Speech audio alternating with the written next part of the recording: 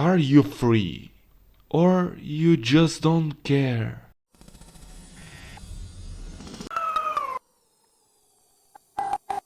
Hello viewer, I am Theo, a software developer and a lover of psychology. In this episode of Wild Game Dev Hike, I'm going to talk about the power of digital minimalism and the art of solo development.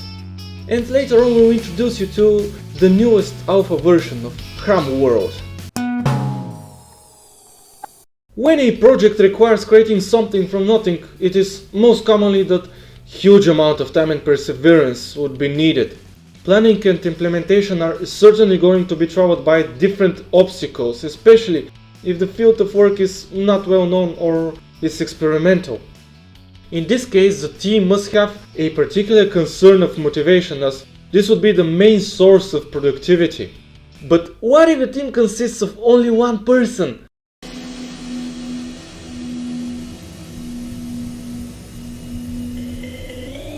Well, bad news. Disadvantages are greater than the advantages. The production in such environment is extremely limited. Time would appear to be a great enemy, and the lack of social communications would lead to demotivation. Do you like tough condition scenarios? Well, hear what? Let's limit the usable technology that our one-person team can use. More limitations? But why would we do that?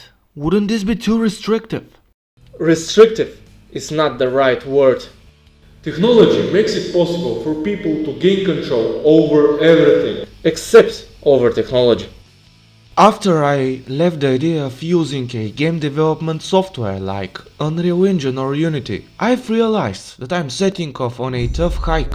I had to work on every part of the software. I basically had to develop a game engine myself. However, I also felt the power of control and the freedom of applying computer science in its various forms. Of course, this takes a lot of time and requires restrictions from other things in life. What is more, there were periods when I overloaded myself with work I planned to do, which actually led to the opposite of what I've wanted to achieve. I could finish nothing. This was demotivating. Hram World wasn't progressing at all. That is why you must embrace the button of subscribe, thus bring motivation and keep the development of the Hram in progress. Minimalism is a philosophy which simply states that fewer the tools somebody has around, the greater the concentration will be. Focus is the main purpose of digital minimalism. The idea of this philosophy, combined with the desire of progress, establishes great productivity. The feeling you get when you decided to start doing something new is great. It's motivating, it's pushing you forward. When you're at this checkpoint of your project, save it in your mind. Feed it with positive thoughts, no matter what happens, and use it as your basal pushing power. Pushing forwards is the thing you should sometimes do with closed eyes. I will share with you a punishment I had during my solo development journey. As an online multiplayer game, the Hram is being tested difficultly.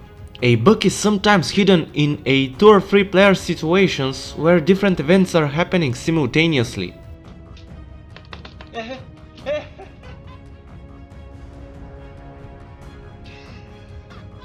And what should I do when I'm alone with myself? Ask some pals to join. They log in and just start having fun, but the evil hidden bug appears. Server crashes. They start receiving red flags and such things. It was devastating. The idea of developing bots arises in order to use them as a testing tool, but the monthly plan is going to be completely violated, as time will be needed. Can I handle it? Should I give up? Wait. For 10 months I've done all this all by myself, only with the help of C++ and the simple fast media library. I remembered how in the beginning I knew that such a moment will come, and this cheered me up. Besides, there is a virus outside. Let's stay at home and debug all day, all night.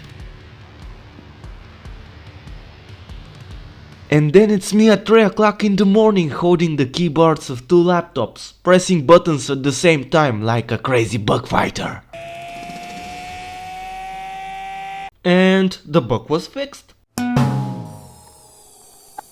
This was the moment when disadvantages became the motivation. After all the crashes, some of my friends were still looking forward to throwing out some Hram balls with me. Huge thanks to all of you that have played the important role of an alpha tester. You do help me a lot. Version 0.2.0 is available. As a multiplayer game, the mission of the Hram is to connect people in an imaginative world, but in a realistic manner, noticed in human behavior from my personal perspective. Reality is resembled only in a psychological way. Laws of physics and other scientific phenomena from our world might be completely different. Let's see what we have until now. The first battle mode, Mineral Conquer, is accomplished. Now let me tell you a story. Trees at Dupra are remarkably powerful. They have the astonishing ability to predict the death of their foresters and to save them just before they die. These magnificent creatures can absorb substances directly from a mineral by grasping it with their roots. Every village of Duprians has a sacred mother tree watching over its people. A complex network of roots is settled beneath the surface, linking other trees to the mother in the village. Playing the role of servants, the peripheral trees gather special nutrients from minerals around, providing them along the network of roots and this way strengthening the general tree. Villagers fight for control over the magical matter of the bright minerals.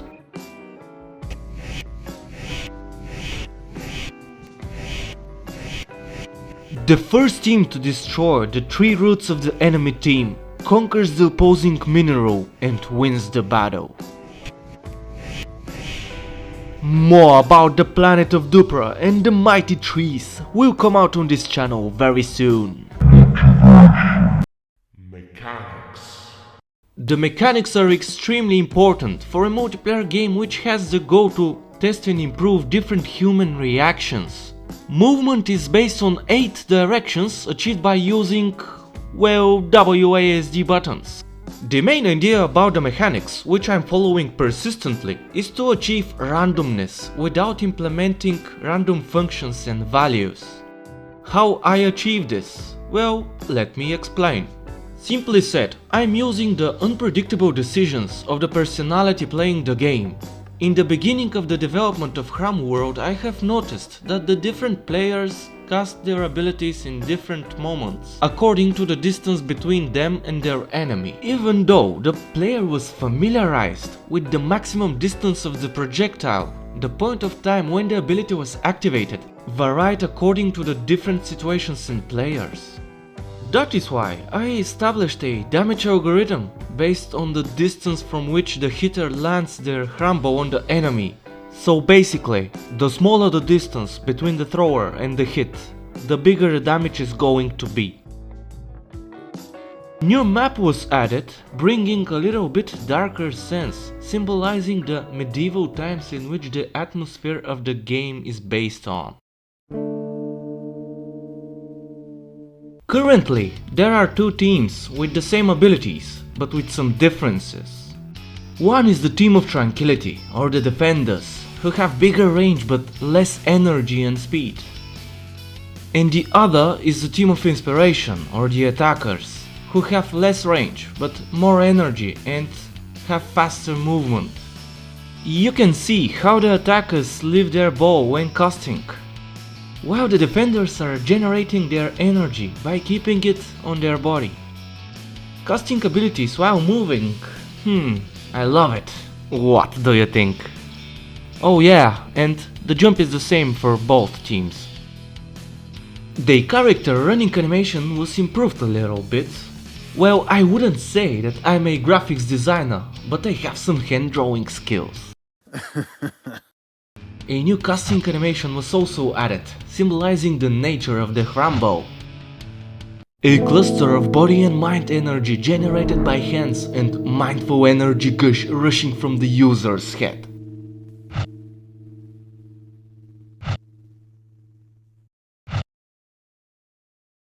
A launcher was developed in order for the user to easily update the game, as there are new features and bug fixes every week. Monthly there is a new minor version, so I do general planning every 4 weeks for the upcoming tasks, and if you have suggestions about what should be changed or added, please leave your precious opinion in the comments. As for the main goals in the long-term plan, sequentially I am going to develop an editable ability system which I call Ability Mindset, introduce items and the main currency in the world, a honeyberry, and establish villages. After all the bug fights I've went through, I've realized that soul development is not such a lonely process, because there are people who make my work meaningful. Problems can be solved by avoiding them. Motivation can be achieved by comprehending the difficulties. Thank you for being with me.